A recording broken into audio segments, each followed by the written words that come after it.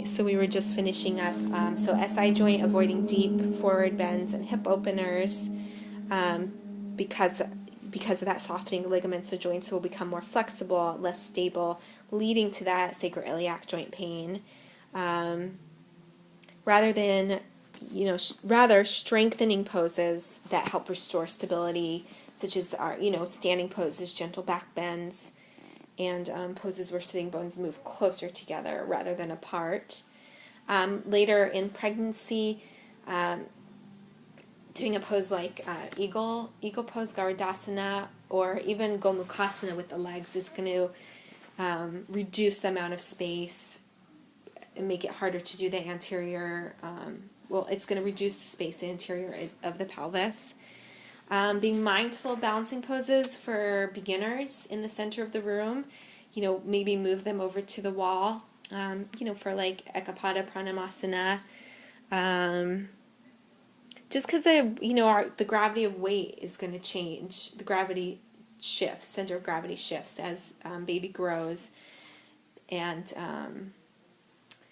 if the baby happens to be posterior or breech, avoiding deep squats.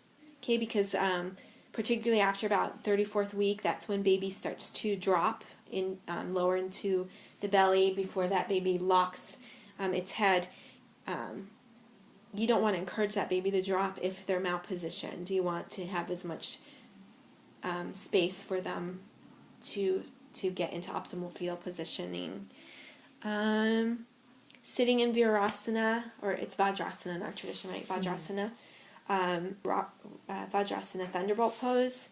This can put strain on the knees because of the looseness of the joints as well as that extra weight in the body.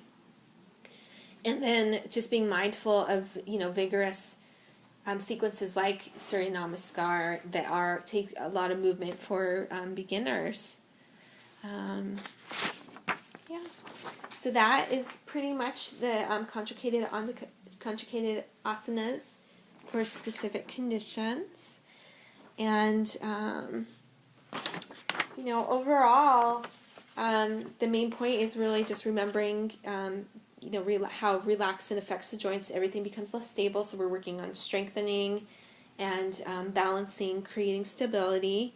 After that first trimester, no lying on the belly, no deep twists, no deep back bends, inappropriate inversions, or advanced pranayama.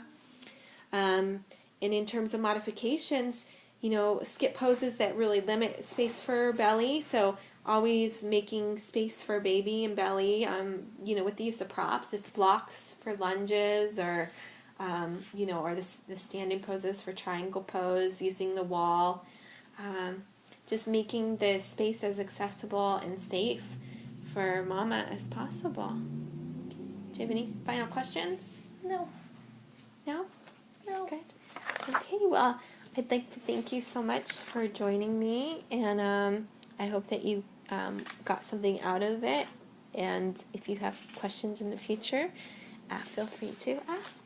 Okay, bye.